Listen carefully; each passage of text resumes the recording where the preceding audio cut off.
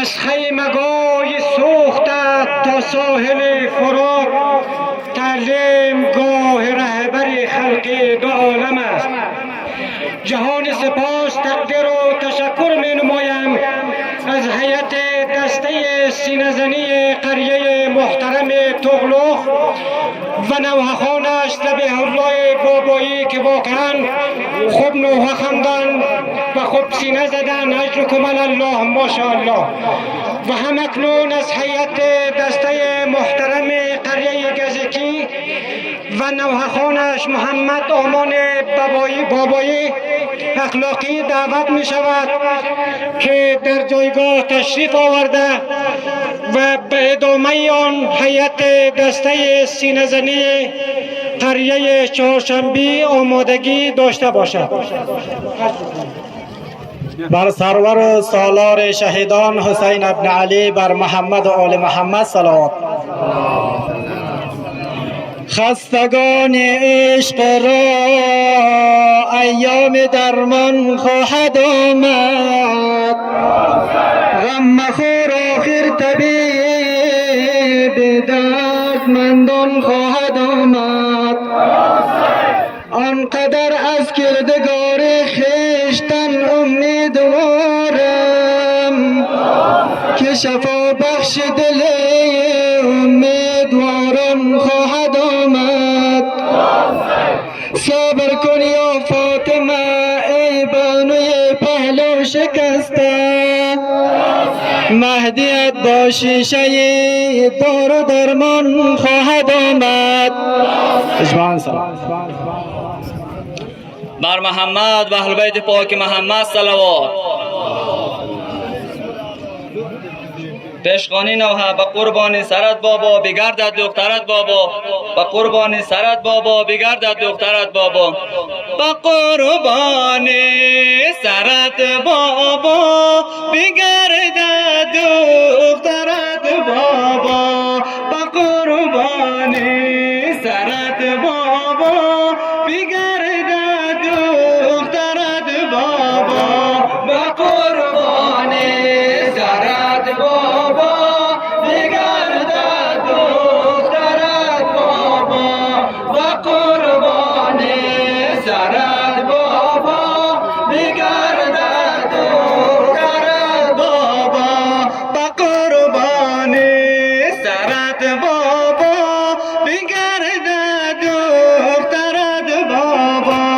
کدام این دست که ناخر بریده هنجرت بابا، کدام این دست که ناخر بریده هنجرت بابا، به قربانی سرت بابا بگردد دخترت بابا، به قربانی سرت بابا بگردد دخترت بابا.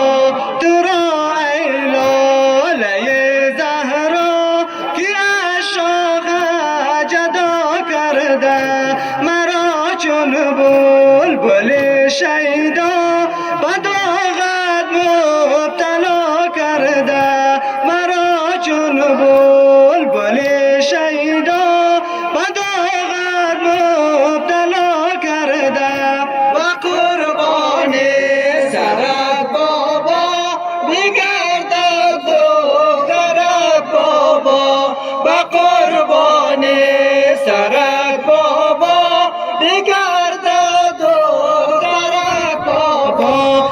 الهی بشکند دستی که رگهای تو بریده، ندیده گویا آبد را که لبهای تو خشکیده، ندیده گویا آبد را که لبهای تو خشکیده، و قربانی سرت بابا بگردد دخترت بابا، و قربانی سرت بابا بگردد دخترت بابا.